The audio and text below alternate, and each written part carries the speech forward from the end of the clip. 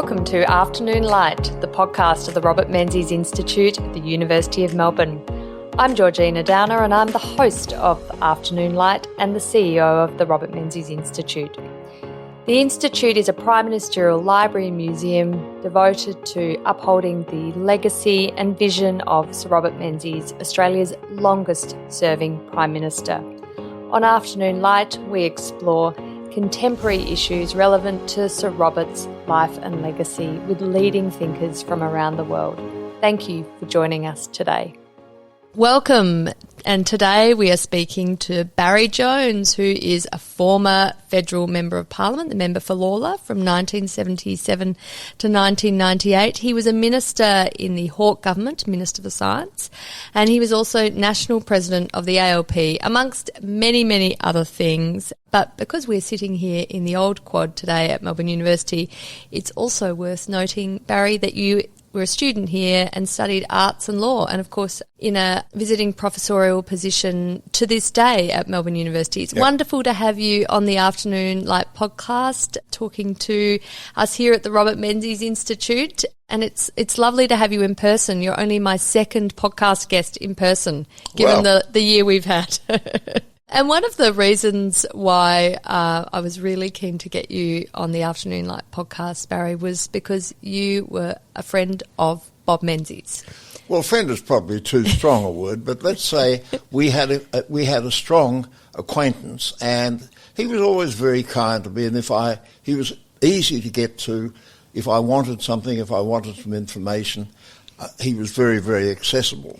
And it was partly, I think, through Dame Pattie, who was a fan of mine, partly because of Pick-a-Box, and I knew that, which is well before your time. Yes, tell me and our listeners what Pick-a-Box is. Pick-a-Box was a television quiz, and I was the sort of star of it, and certainly the longest-running performer between 1960 and 1968. Not all the time, but I was actually on 208 times in that 8-year period.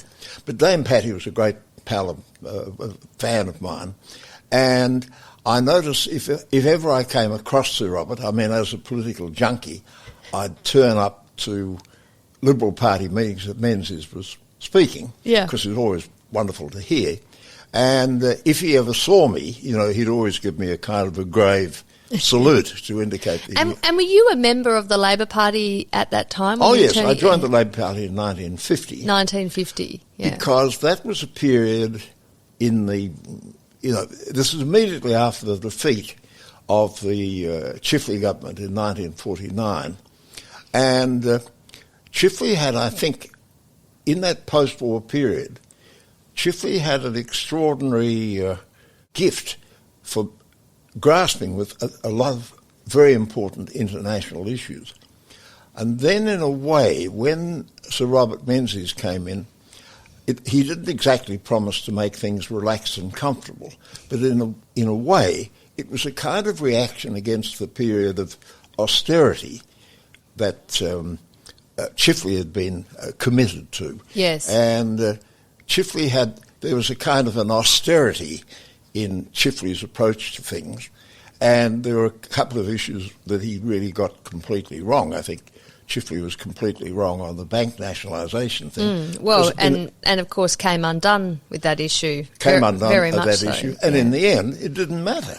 No. I mean, if you had a reserve bank with certain powers and so on that could intervene, then who it was who then owned what was then the Bank of New South Wales or the National Bank or the ES&A Bank didn't matter. The important thing was, how did you control the flow of currency? How did you control interest rate? That was more important, and he missed that. But in other issues, particularly in international issues, I think he was really very good.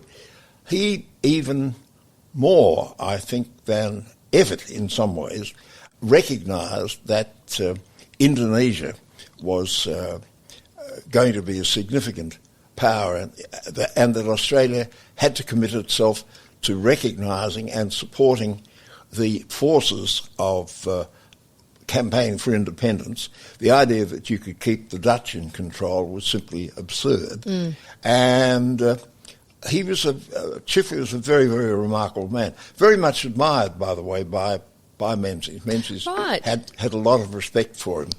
Well, Menzies had a reputation for having friendships across the aisle. He was not one to eschew a relationship just because of someone's partisan tendencies or affiliations. I mean, he's obviously famously had the strong friendship with Curtin and Chifley. I think he was a pallbearer at both their funerals, wasn't he? So that's true. Can you imagine that in a contemporary setting? Absolutely you not. Can't, can you? No, it's the partisanship is much sharper now, isn't it? I think. Oh, it's awful. It's just awful, I think. Can we start though, Barry, just by you telling me a bit about how you came to know Menzies? I mean, you obviously knew of Menzies as you're a political junkie. You're joining the Labor Party in 1950, which I think makes you 18. So you joined pretty much as soon as you could. No, it's actually 17. 17. I joined in January 1950. I did two things. I joined the Labor Party, and I read the whole of Ulysses by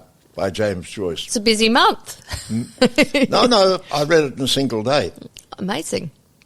So two big events in January 1950, and but then over the years you came to know Menzies, maybe not as a friend, but at least he became a figure in your life. I'm trying to redefine it a bit. Yes. I mean, I did have a good relationship with. I doubt if there'd been. I mean, friendship's got to be reciprocal. Yes. If he wrote out a list of his 100 friends, I doubt if I'd be on it. But as I say, Dame Pattie was keen, and then later on, I mean, there was a long period when, for example, I did the first, God help me, I did the first radio talkback program in Melbourne. Yes. And would talk back with Barry Jones on a radio station that doesn't exist anymore, 3DB, which was owned by the Herald Sun.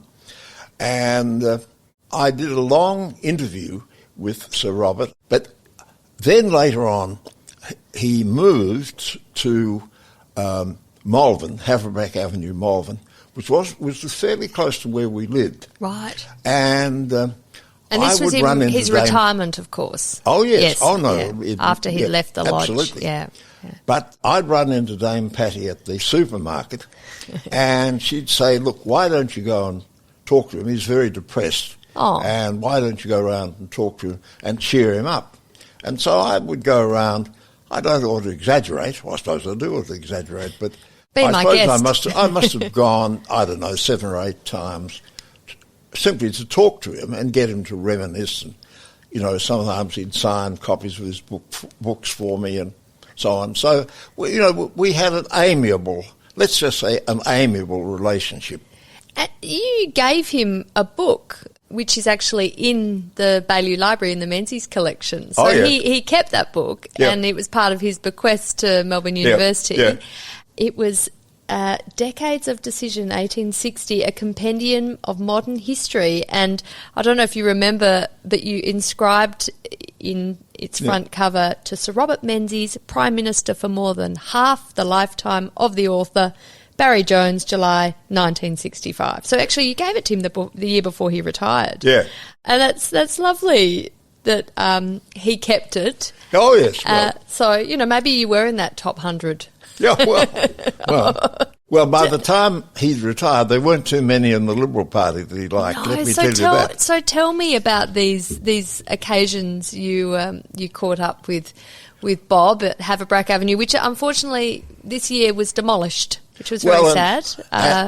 And the Whitlam birthplace, which was another sacred site, that was demolished the year before. Yes, Australians have a terrible irreverence when it comes to our past leaders. And anyway, we're doing something about it. Where real estate development's concerned, absolutely. Yeah. Where there's $1 to be made, let it be made.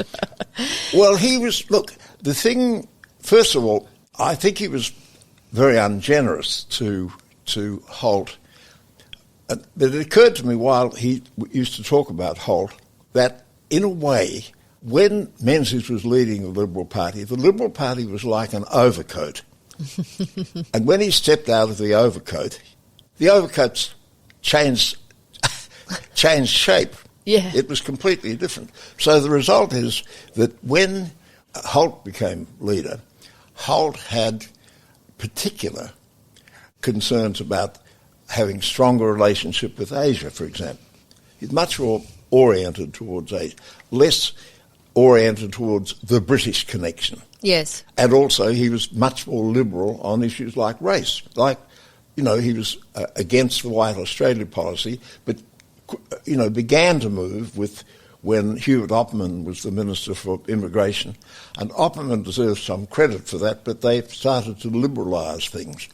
Menzies was outraged too by, I don't know quite how to say this, Holt's different sense of the dignity of the office. Menzies was very conscious about the dignity of the office. Mm. And I don't want to shock you unduly, but I remember he said that he was very, very distressed by a very familiar photograph of Holt photographed in a wetsuit, surrounded by two daughters-in-law who arguably had breasts. Right. Oh, and so not unusual for daughters-in-law. So I'm told. But Menzies was really outraged by that. Oh, okay. How could a Prime Minister possibly allow himself to be... So you think Menzies, had he been alive, wouldn't have liked Tony Abbott in his budgie smugglers? Well, I think that's true. I think that's absolutely... He had a very real sense of the dignity of it. Yeah. And that's what, one of the reasons he loved the royal family. I mean, maybe not Prince Andrew, but he, the sense that they represent dignity and a certain style. And then, you see, he thought Gordon was shambolic, and there were certainly shambolic elements. And then he loathed McMahon, who he thought was a treacherous and completely untrustworthy and so on. So I had to hold back an impulse to say, it's your party, it's the party you created. How come you feel so badly about the people succeeding? He saw Snedden as a lightweight. Well, that was right on the money there. He did have some respect for Fraser, which then raised the question, if he had some respect for Fraser, thought he was the hope of the side, why didn't he put him in his cabinet? And that's a mystery. I don't know the answer. Did you ever ask him? I didn't put it in quite those terms.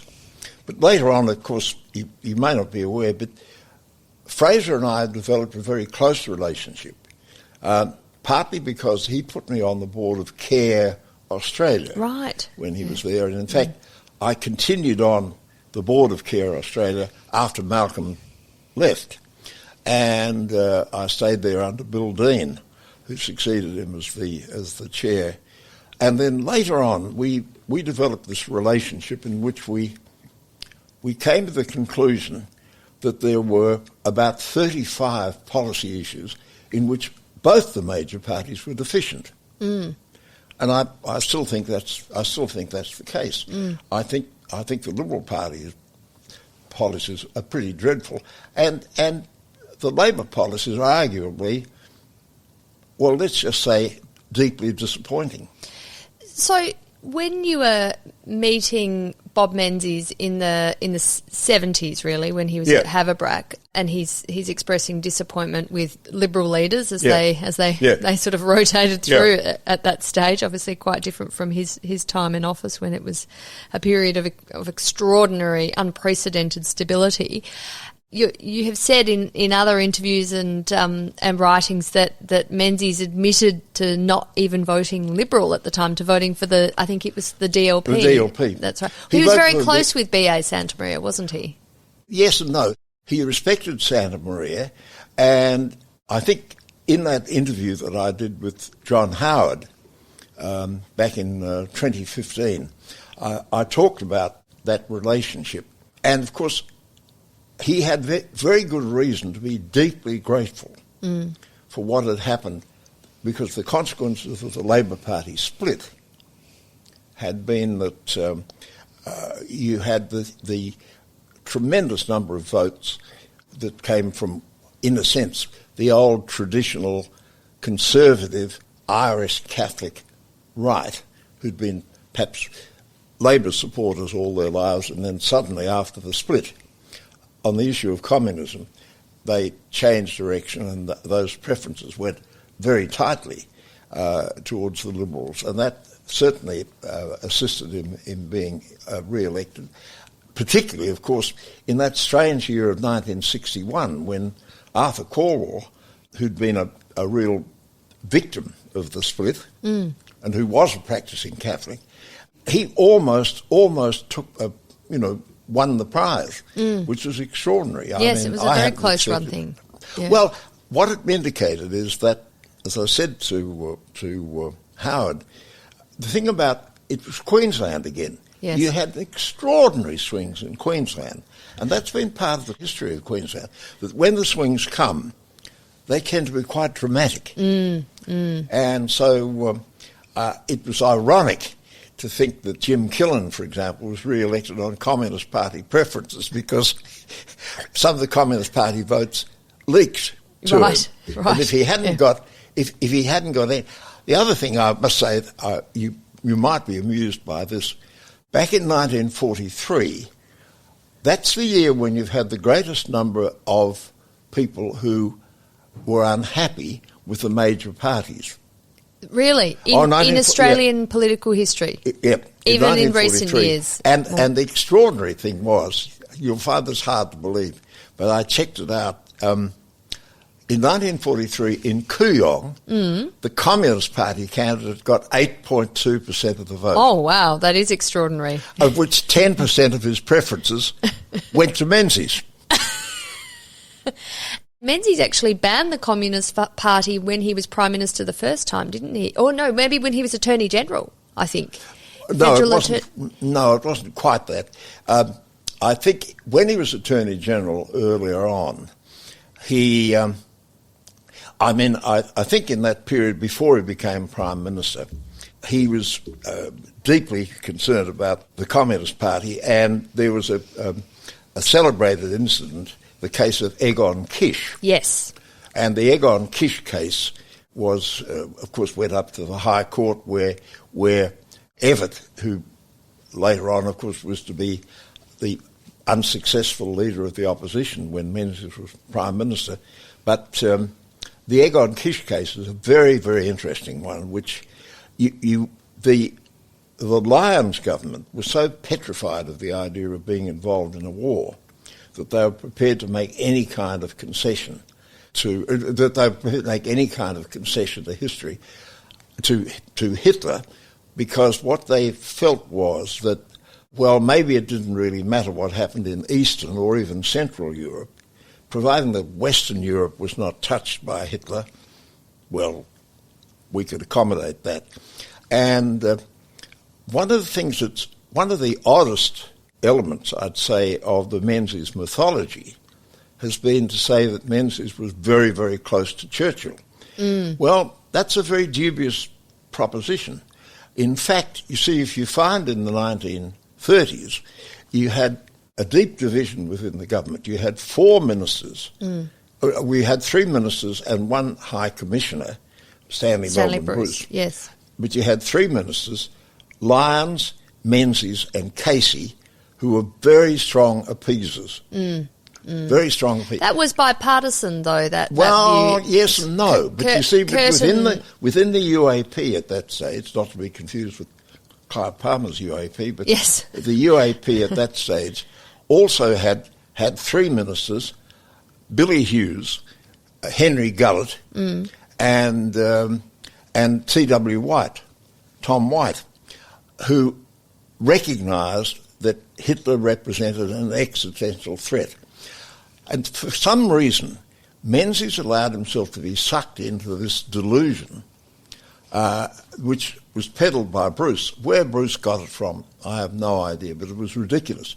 Their argument was that that the Nazi regime in Germany consisted of 2 factions, a war faction and a peace faction. And Hitler was a kind of nominal figure at the top and a bit of a dreamer, not a great administrator like Mussolini, and that he, in a way, he was a philosophical dreamer, but you could get to him and, he could say, look, this isn't reasonable, let's fix this up. And Billy Hughes, who in many ways was a dreadful piece of work, there's no doubt about that, but Hughes was right on the money. Right. It was Hughes right from the start, and he got ticked off by Lyons because he kept saying Hitler doesn't act according to the rules. Don't assume and say, oh, look, he's reasonable. He sit down and, have a bit of negotiating. It'll all be fine. He's not like that. He's going to wreck the whole show. So you had the Labor Party is not guiltless in that area.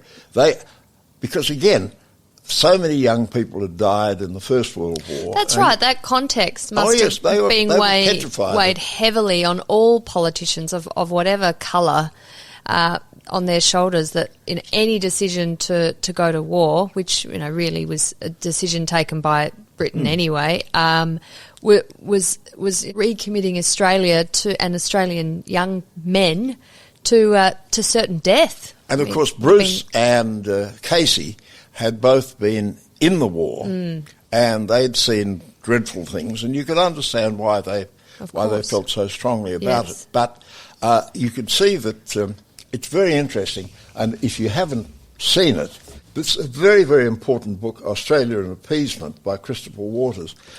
Very interesting book, which you should have in your collection, because he's worked entirely on the archives. Right. And with the archival stuff, you find Menzies very, very critical of Churchill. Say, the problem with Churchill, he's really living in the past. He doesn't understand the new situation. He really ought to get to understand what Hitler's doing, and, really there's a lot to be said for... Menzies was certainly not a fascist or anything like that. He was, in a sense, a 19th century liberal. I stress 19th century. It's interesting that his reading, you see, Thackeray, for example, to him, was probably the most contemporary novelist that he read. And he was... something that struck me as I was thinking about, preparing for today. I grew up in a family, and there must have been many like mine who, unlike yours, who had authentic international experience or experience of Britain. In my family, you had a generation who used to talk about home. Yes. About home. Yeah. They'd never been home. No, well, Menzies didn't even go to Britain until the 30s, did he? Oh, that's right. It's amazing. Yep, so he was born in 1894. I think his first visit was 1936 or something. 35 or 36, one of the two, Yeah. Extraordinary, that's right. Extraordinary, it was extraordinary that I, other than an aunt of mine who'd lived in England briefly, there was no one in my family who'd been home. Yeah. And yet they, in a sense, they always saw this sense of Australia as simply being an extension of home. Yeah. And that the British institutions were always the best, and so on. And that meant that time really caught up with Bob Menzies. That when you look at his concerns, for example, about, independence for India, he was very uneasy, very unhappy about India becoming independent. He really, and in the case, of Vietnam, he took so readily this view of, the Eisenhower view about the falling domino effect. Yes, that's right. To say, look, if Vietnam falls, and that sense that they had, and there must have been somebody in Foreign Affairs who took a different point of view. That sense to say, what's happening in Vietnam is driven by China. And he didn't understand the history of it all, that Vietnam was very wary about being seen as being pushed by China, being absorbed by China. And it's so odd, when you reflect, back in 1945, when Ho Chi Minh declared independence, what did he quote as his inspiration?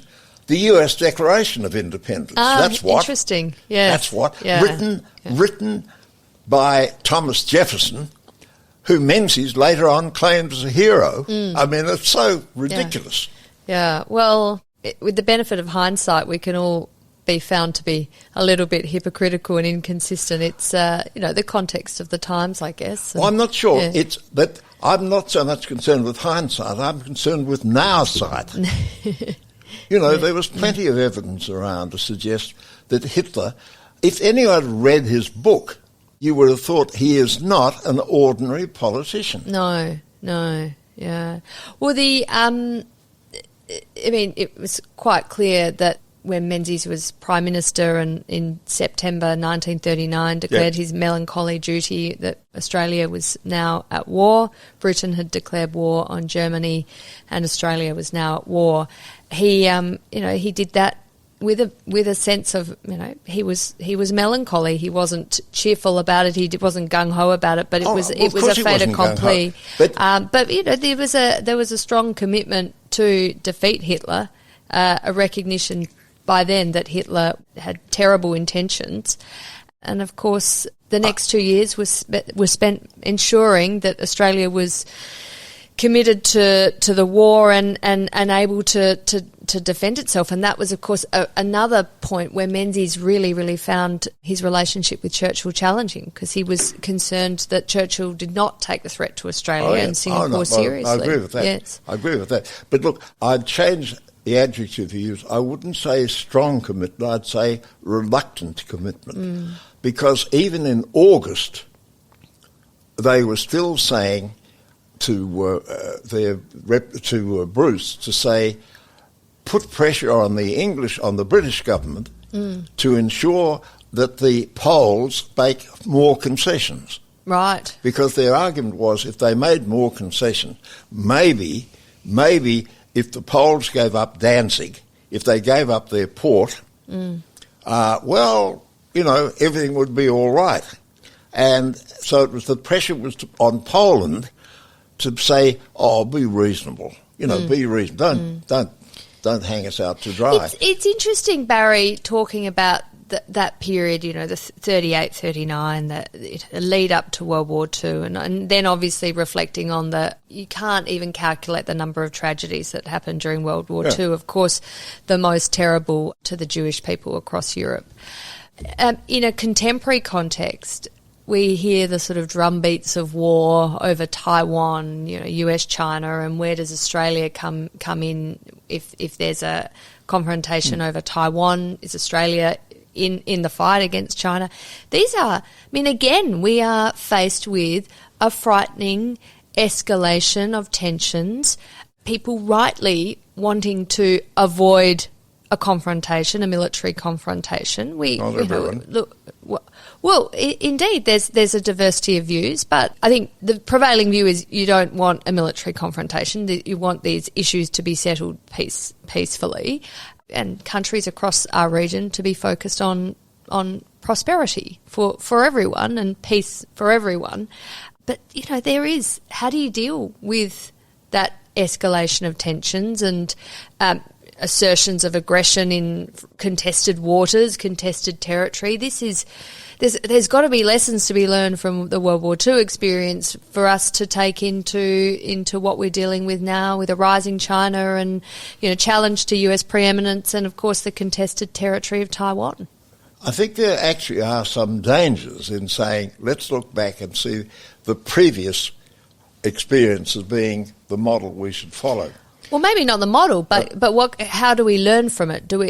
How do we make sure we don't make mistakes again, or that we can do things the right way based on previous experience? I recognise the terrible dilemma about Taiwan. I'm very sensitive about that, and it's really a matter of again trying to find out, really essentially what the issues are, to what extent they are.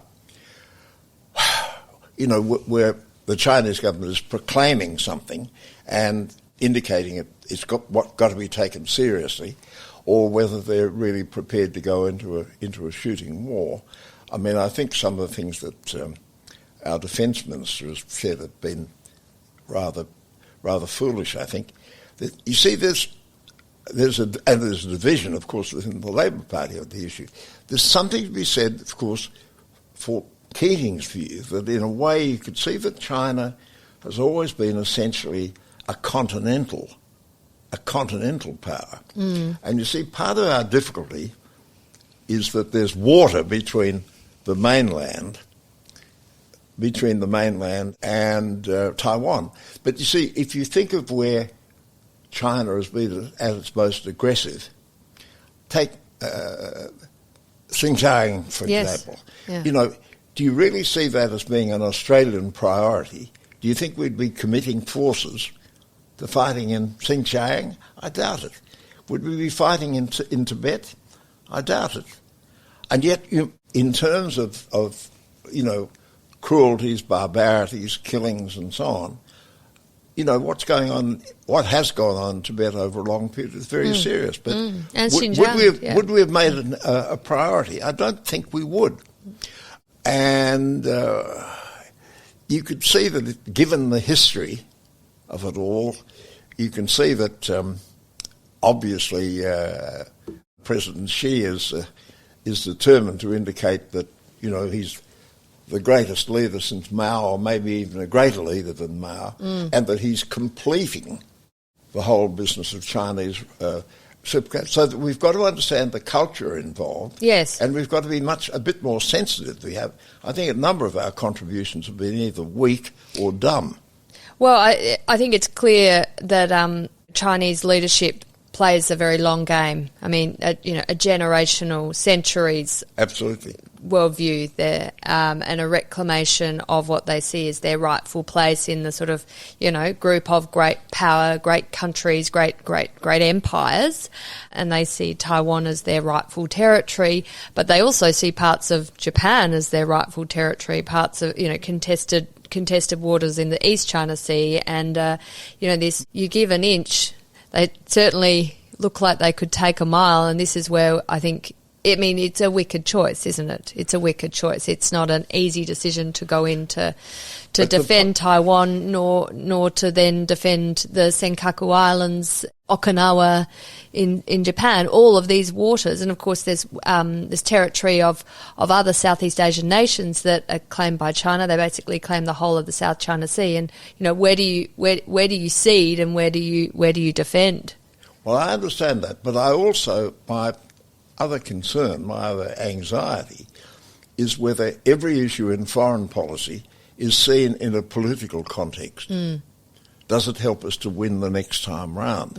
And one of the worst things I think about the current government is its obsessive preoccupation with the very short term.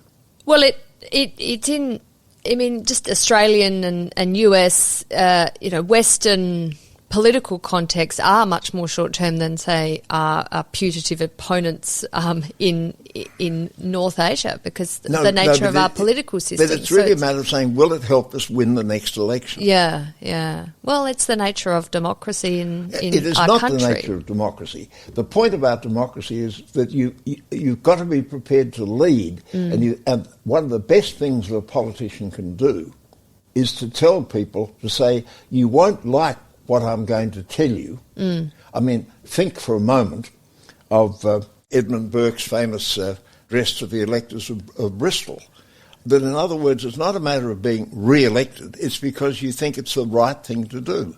And because it has long-term consequences. Well, I think we'd all like our politicians to do just that. And I know Menzies felt that was his duty as a leader to persuade and lead, not just to look at polls and think about the next poll he was facing. No, I think he did take the long. He was wrong on a whole number of issues, but I think he used the Parliament. And the present mob don't use the Parliament. They see the Parliament essentially as an electoral college. It elects the executive, and then after that, no more. And I think that's terrible. I wanted to ask you about the split in the Labour Party over communism, which you lived and breathed as at least a member of the Labour Party in the 1950s. You first ran, didn't you, in 1955, unsuccessfully. You weren't elected, of course, until the 70s. But you're obviously engaged in the Labor Party, Yeah. and then the Labor Party split was sort of happening over a number of years, and more so in different states, and there was obviously the Queensland split too. But it must have been extraordinary. Menzies, as you said before, clearly benefited from the split. Yeah. And there are elections where he's elected on DLP preferences, and but for the Labor split, we wouldn't have had our longest-serving Prime Minister in R.G. Menzies. So tell me, what was it like, and where did you fall? And I'm pretty sure I know where you fell, but just can you give me a sense of that time and the difficulties within the Labor Party in the 50s? Well, when I was first in the Labor Party, it was still run to a large extent by what we'd think of as being the traditional conservative Catholic right. Yes. And in fact, you might argue that Santa Maria and his supporters might have had greater influence in the long term within the party, if they stayed within the party rather than breaking away. What happened was that with the defection of that traditional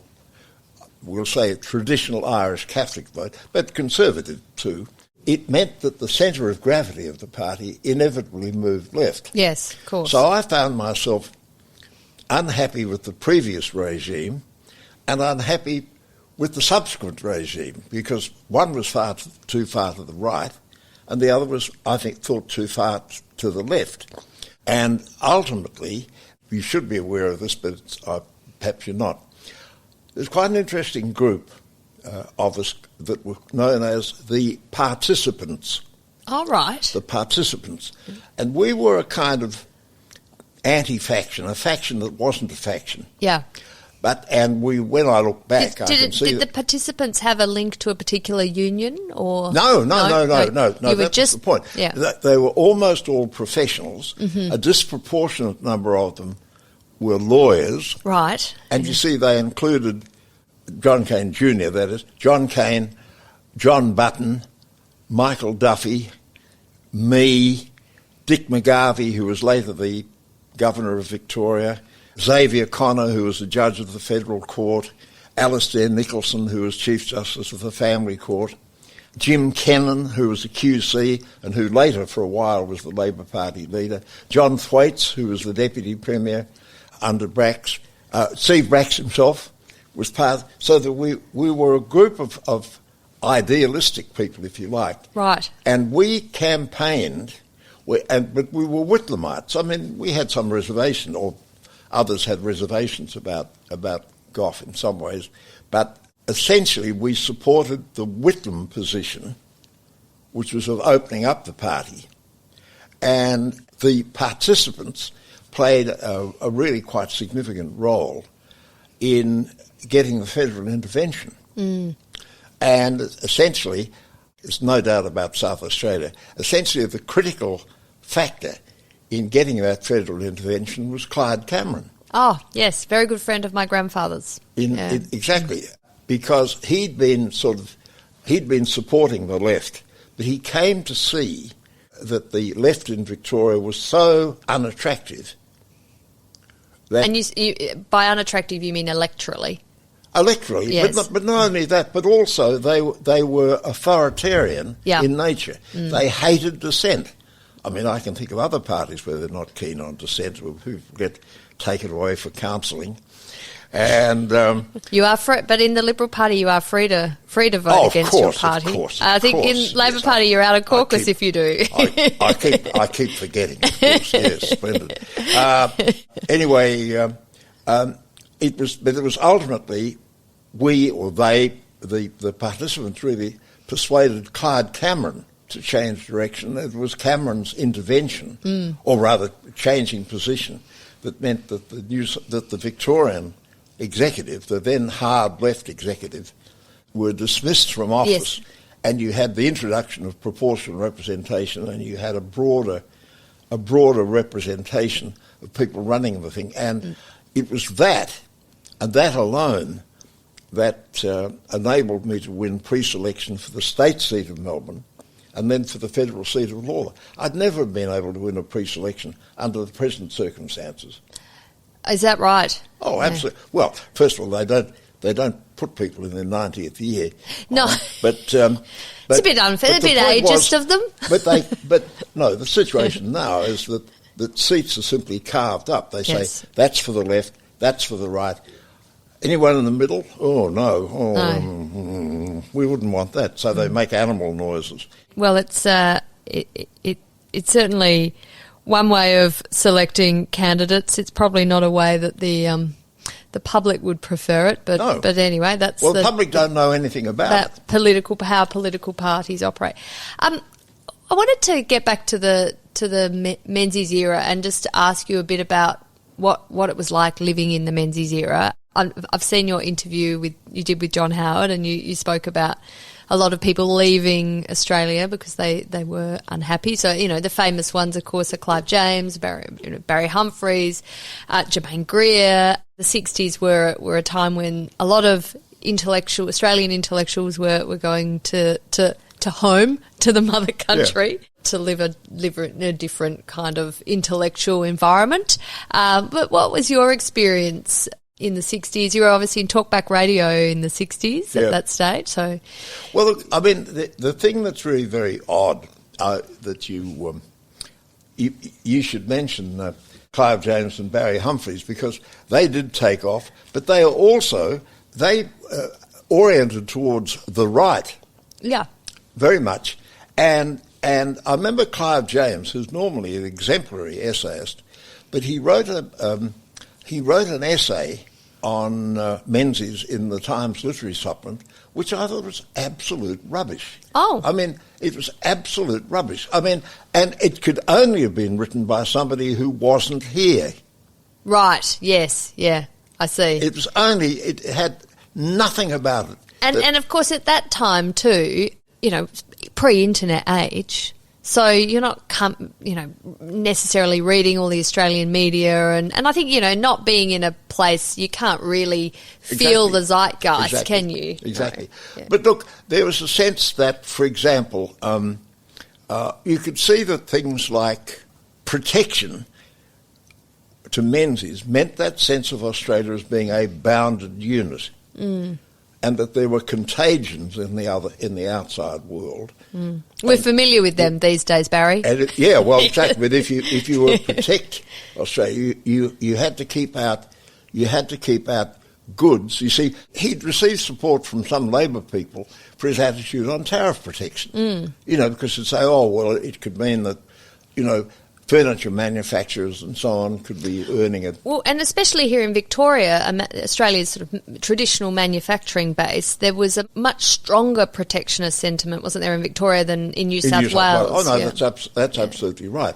But one of the things that made Hawke, I think, exceptional, and I didn't have an easy relationship with Hawke, but so I can speak in a kind of very objective way. The thing about Hawke had an extraordinary capacity to get an issue and explain it in a way, even though people thought it was against their interest. If you think back, you think which electorate in Australia had the largest number of clothing and textile factories? And the answer is his own electorate. Interesting. His own electorate, you see. But what he said to his electorate was, look, you're not going to be happy with what I'm telling you, but your children and your grandchildren will be living in a different, and they won't be working in sweatshops. So that it was a matter of really taking it on and persuading people. Which, of course, is as you were saying before, a character of true political leadership, to identify an issue, and it's not necessarily the prevailing view. Yeah. But to see beyond your immediate electoral disadvantage from advocating that issue and prosecute it and persuade. And the other issue, of course, with Hawke, I'd have to say, was that, the famous Tasmanian Dams case in 1983. Yes, I remember studying it in constitutional law here in this building. We lost every seat in Tasmania, but he was able to say, but it's the right thing to do. It's the right thing to do. And in the end, the votes came back in Tasmania. Another, like Queensland, electorally volatile state. Somewhat. Yes. But But Hawke had that great, extraordinary gift, I think, for persuasion. His greatest achievement, in some ways, of course, was the Antarctic Treaty, having the 50-year moratorium on exploration, because everyone, including Gareth Evans, said, "Don't waste political capital on it. You won't succeed." And he said, "Yes, I will." And he was determined, and the result was that he, with the support of Jacques Cousteau and Michel Rocard, who was then the French president, they persuaded Margaret Thatcher, they persuaded George H.W. Bush, and it went through. And but they got the it across conventional wisdom is to say there's nothing in it. You won't succeed, and you'll lose a bit of political capital. We didn't gain particularly from it in terms of political capital. But the point was, it was a major thing to do, and it was imaginative and constructive and creative and taking the very long term. Yeah. And back to Menzies, Barry, and I wanted to mention this at the beginning, but I forgot. Did you know today, and we're recording this on the 2nd of December 2021, is the 49th anniversary of? The election of the Menzies. Oh, no. Whitlam. Oh, the election of the Whitlam. 49th anniversary of the election of the Whitlam government. So it's particularly for the Labor tribe, it's a particularly special day. But it's, in Australian political history, these are things we should look back and remember and reflect on. The thing that I find so dismaying about the two major parties is their lack of ambition. There's no ambition at all, other than winning the next election. And it's hard to see any. Do you think that's changed, Barry? We've talked about Hawke, and I wanted to talk about Menzies. What you think are his most significant achievements and enduring legacies? And we've had a conversation about this before, and I know you've got some views. But do you think contemporary political leaders are any different from their forebears? Well, I think first of all, I think Menzies was quite right in saying that expansion of universities was very important.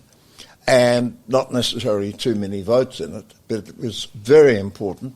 Well, especially at a time when barely anyone went to university, and the people who did were basically the children of wealthy people. Yep. So if you were thinking in terms of, and I mean, Menzies definitely eschewed class warfare, but if you were thinking in terms of class warfare, he certainly wasn't necessarily putting Commonwealth money into things that were going to win votes, although he could prosecute it in terms of aspiration. Look, you can now get your kids into university. I'm going to double the number of university, increase all these places for scholarship kids. But you see, I think he had that sense of what Jefferson was on about, to say that the whole question of democracy, if democracy was to succeed, and he was certainly a Democrat, if democracy is going to succeed, it had to be on the basis of enlightened values. Yes. And that's why he was quite keen on supporting the humanities. It wasn't just a matter of, a narrow professionalism. It was much broader than that. The thing that also is important about Menzies was he was not corrupt. He was not corrupt. He was very clean. And actually, I've been thinking about this a bit. He was not in thrall to big business. No. Not at all. No. And well, in fact, in the sort of dying days of the UAP, I think it was, I mean, he's thinking about the creation of a new political party. He said that he did not want a party, particularly did not want a party of vested interests. Yep. Wanted a party of the middle class, the forgotten people. Oh, no, yes. That's right. Yeah. I was going to say, I think it's interested me a lot is the way in which Menzies was very clever in some ways in his use of the imperial honours system, because you could buy people off by saying, "Look, we won't follow the political line. We won't give you an economic advantage, but how would you feel about a knighthood?" Me and that. There's a good example, and I'm not sure whether you're aware of it, but it's another South Australian case for you. Oh, right, yeah. Do you know about the story of Ellerton Becker? No.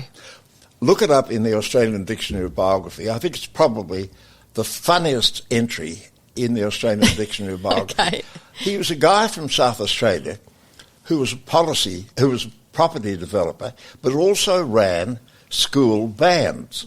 All right, yeah. And something very odd happened. He had a link, shall we say, to the South Australian Liberal government, and somehow he always got to know when an area where property was going to be rezoned. Oh, Funny that. Yeah. And he made quite a lot of money, and he then went to the Academy of Science and said, look, if I offer to pay for your building, you know, the Ellerton Becker building in Canberra, do you think you could get me a knighthood? So John Eccles went to see Menzies and said to Menzies, look, this guy's got this money, and if he gives us X million dollars, how about, would you give him a knighthood? So Menzies drew on a long cigar and said, oh, well, all right. So he duly got the knighthood, and he then said, which caused great consternation in the science community, he got his knighthood, and he then said, could he pay the money in instalments? Oh. Should have got the money before he got the knighthood. That's the lesson. Anyway, have a look at the entry in the ADB. It's a stunning entry, very funny entry. Yeah. So, not a fan of vested interests and not beholden to vested interest. Menzies was also and there's a fundamental decency about him. Yes. I mean, well, you said that dignity. He wouldn't have allowed corruption or deception. And he was a terrific parliamentarian. He used the parliament appropriately, I mean very cleverly. He was a terrific debater, brilliant debater. And he was absolute arse because he was ahead of everyone else. His takedown of Evatt over the issue of communism on the floor of Parliament that pretty much finished Evatt off is a famous speech. Absolutely. And he was a great orator, and you know there's something to be said for great oratory. We don't necessarily value it, I think, as much these days as we once did. Yeah, but it's also true, I think, with Evatt. I mean, I knew Evatt as well, and Evatt was a complex, in many ways, unhappy character, but a very complex character. He, in a way, although, look, Menzies won 7 consecutive elections, but you can find that the contemporary judgment sometimes doesn't look so good in the historical context.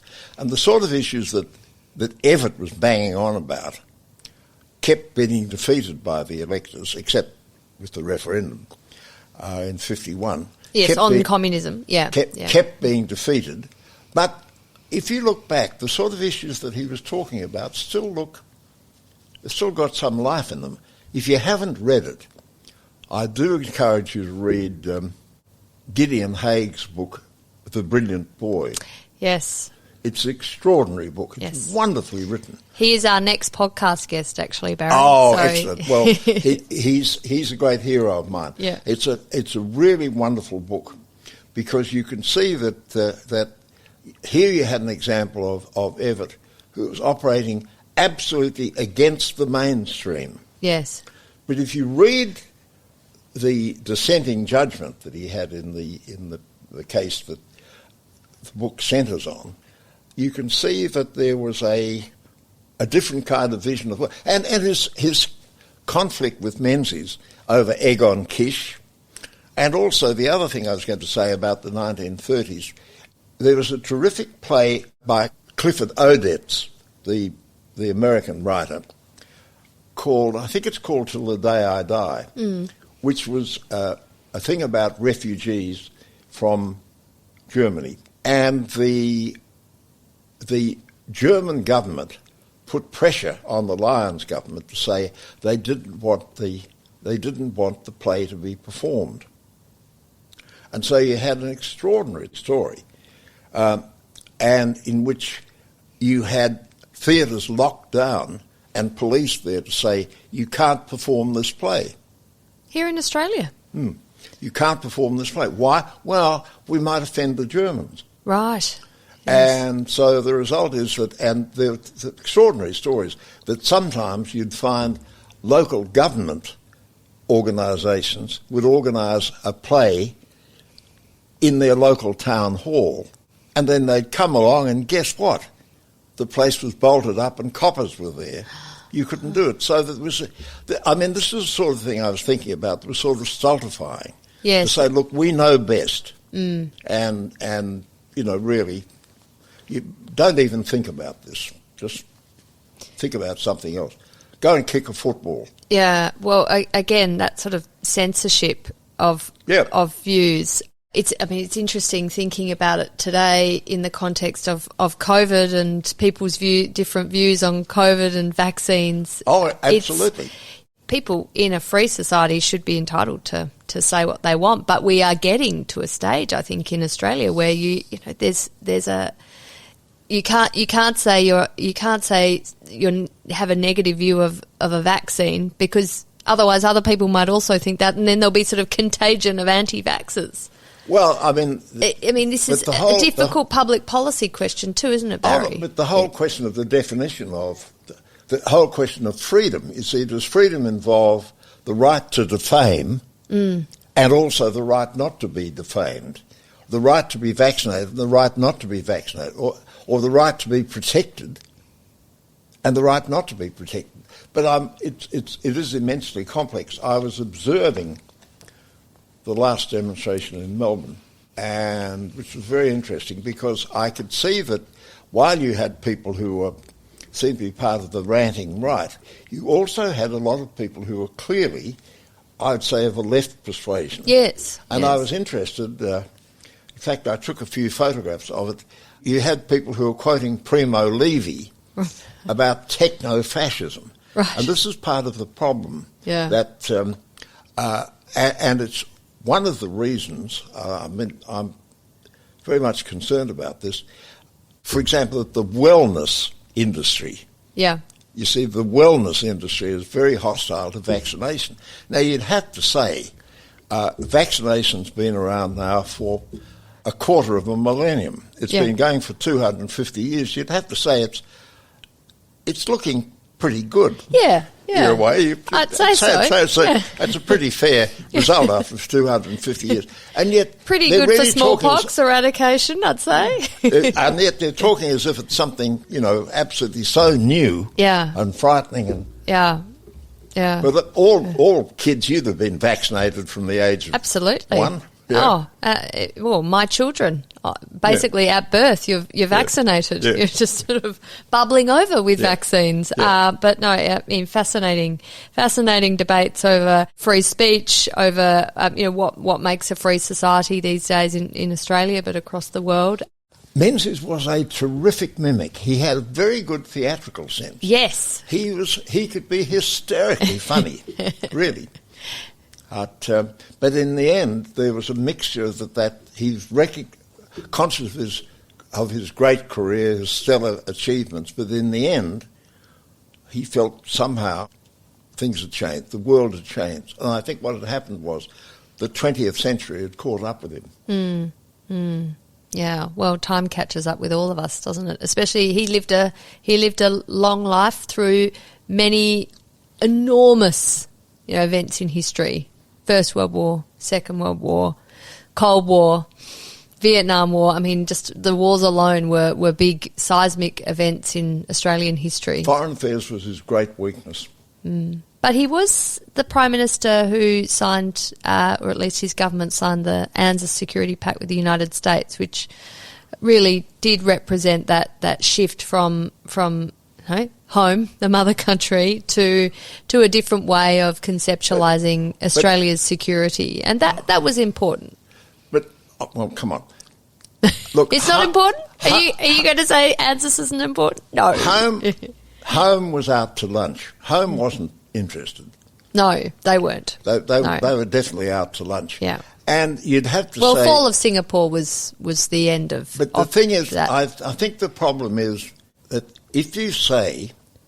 We've got ourselves in a dilemma of saying if the Americans are in it, we've got to be in it too. Now, you'd have to say, in the end, Afghanistan was less than a dazzling success, and you've got to say, what was it about? What was it about? And you could to see be back to square one again is a pretty sad indictment. But it also meant that we denied ourselves the capacity to have a strategic role in saying, look, we have a different perspective, let's negotiate. We won't automatically be part of it. You see, I often think it was an unlucky chance that John Howard happened to be in the US on 9/11. And so the result is he felt absolutely recruited. And nothing could induce him to say, look, let's have a careful think about this. Are you sure about the material that you're relying on? Have you really thought it through? We didn't. No, and I think, the last 20-odd years, regime changes, which was an approach that was taken to foreign and defence policy back in it has been for many decades, but, particularly over Iraq and Afghanistan, that there would be very, very little domestic appetite in Australia and the United States for that. And that's bipartisan now in the United States. But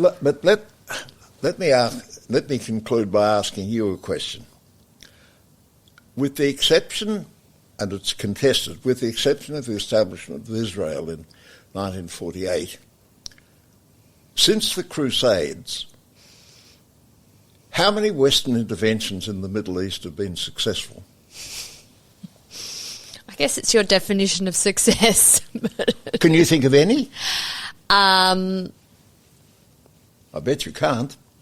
Well, I mean, through World War II, we were able to, there were some successes, militarily speaking. No, but in terms of... No, we had forces there, but we were not intervening. Oh, we were defending, right, yeah. Well, lessons You'll be struggling to think of any. Yeah, lessons to be learned, that's for sure. But, I think a commitment to universal values that each human being throughout the world should have, there is inherent human dignity and values that like should refugees. Be... Yeah, but yeah. Even in Australia? Even anywhere. They're universal, Barry. They shouldn't be limited to one country or another. But it's incredibly important that we think about how Australia can make a contribution to upholding universal values throughout the world. Absolutely. I'll drink to that. And this is where a situation like Afghanistan is so difficult, because we have been there. We have been helping keep some sort of peace, and obviously, the contribution Australia and others made to improving the situation for women and girls in Afghanistan was enormous. And now we've seen that a massive retrograde step with the recommencement of the Taliban regime, and it's a tragedy, and it breaks my heart as someone who's watched that country's progress over the last 30 years. And which country in the Middle East had the best record with regard to the education of women and girls? Oh, Iran was good before the revolution, wasn't it? Yeah. But even under the dreaded Saddam Hussein, the opportunities for girls and women were better because it was more secular. And now, give me a break. Yeah, no, it's very sad. Well, thank you very much, Barry Jones, for joining me on Afternoon Light. It's been a pleasure, and I've taken up a lot of your time, so I appreciate it a lot. Okay. The Afternoon Light podcast is brought to you by the Robert Menzies Institute at the University of Melbourne. You can find more about the Institute and our podcast at robertmenziesinstitute.org.au. We're also on Twitter, on Facebook and LinkedIn. We look forward to you joining our show next week. Thank you.